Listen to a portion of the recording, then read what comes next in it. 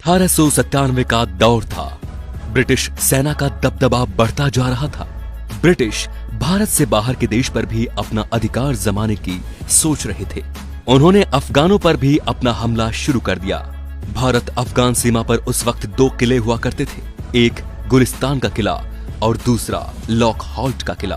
गुलिस्तान का किला ब्रिटिश सरकार के संचार के लिए एक प्रमुख केंद्र था।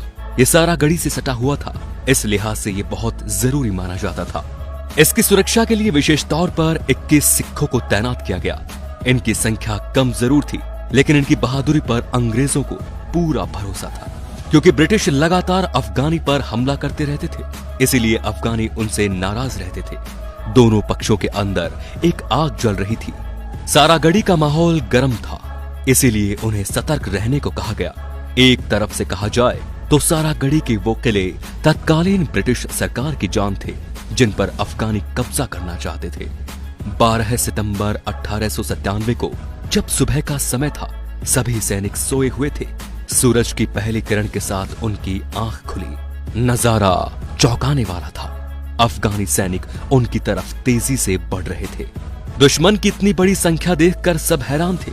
किसी को समझ में नहीं आ रहा था कि क्या करें। 21 सिख सैनिकों के लिए इतने बड़े सैनिकों को रोकना बहुत बड़ी चुनौती थी।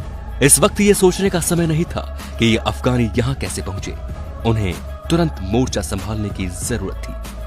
वो फौरन अपनी बंदूकों की तरफ लपके।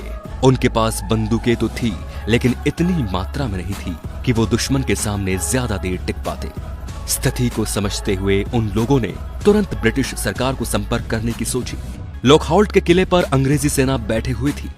सिखों ने यह संदेश देते हुए बताया कि एक बड़ी संख्या में अफगानों ने उन पर हमला कर दिया है, उन्हें तुरंत मदद की जरूरत है। ब्रिटिश ने कहा कि इतने कम समय में सेना नहीं भेजी जा सकती, उन्हें आपको ही संभालना होगा। वाहे गुरु का नाम लेकर वो अपनी अपनी जगह पर तैनात हो गए। अफगानी निरंतर आगे बढ़ रहे थे और सिख सैनिक किले के ऊपरी हिस्से पर अपनी बंदूकों को लेकर खड़े हो गए। सन्नाटा हर जगह पसर चुका था। सिर्फ अफगानों के बढ़ते हुए घोड़ों के पैरों की आवाज सुनाई दे रही थी। थोड़ी ही देर में गोली की आवाज के साथ युद्ध शुरू हो गया। दोनों तरफ से अंधाधुंध गोलियां चल रही थी। कुछ ही देर में अफगानी समझ गए थे कि ये जंग आसान नहीं होने वाली।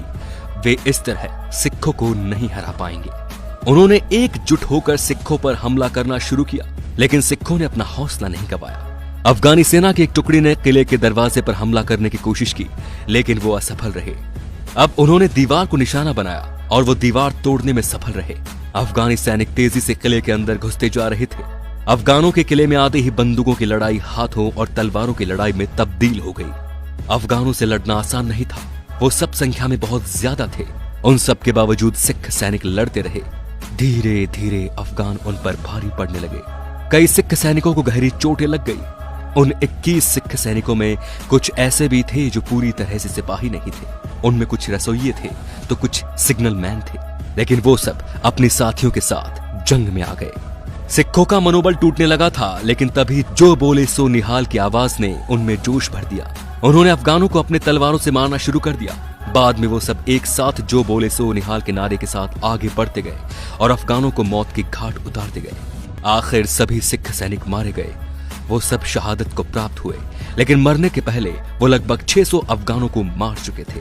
आखिर में दुश्मन भी बुरी तरह से थक गया और तय रणनीति से भटक गया। मरने के बाद 36 रेजिमेंट के सभी 21 शहीदों को परमवीर चक्र के बराबर विक्टोरिया क्रॉस से सम्मानित किया गया। ब्रिटेन में आज भी सारा गढ़ी की जंग को शान से याद किया जाता है। भारतीय सेना की आधुनिक सेना रेजिमेंट 12 सितंबर को हर साल सारा गढ़ी दिवस के रूप में मनाती है। यह दिन उत्सव का होता है, जिसमें उन महान सेना के बलिदान और पराक्रम के सम्मान में जश्न मनाया जाता है। उन 21 सिख सैनिकों ने दिखा दिया था कि हौसलों में दम हो तो तुम्हें कोई भी नहीं रोक सकता। सारा गढ़ी का युद्ध बताता है कि भारत वीरों की भूमि है। यहाँ लोग अपने वतन के लिए अपनी जान हंसते हंसते दे सकते हैं। सारा गढ़ एक ऐसे युद्ध का नाम है जिसमें 21 सिख सैनिकों ने विपरीत परिस्थितियों के बावजूद अफगान के 10,000 दुश्मनों को घुटनों पर ला दिया। इस जंग ने कुर्बानी और वीरता की एक नई कहानी लिखी थी। जय हिंद।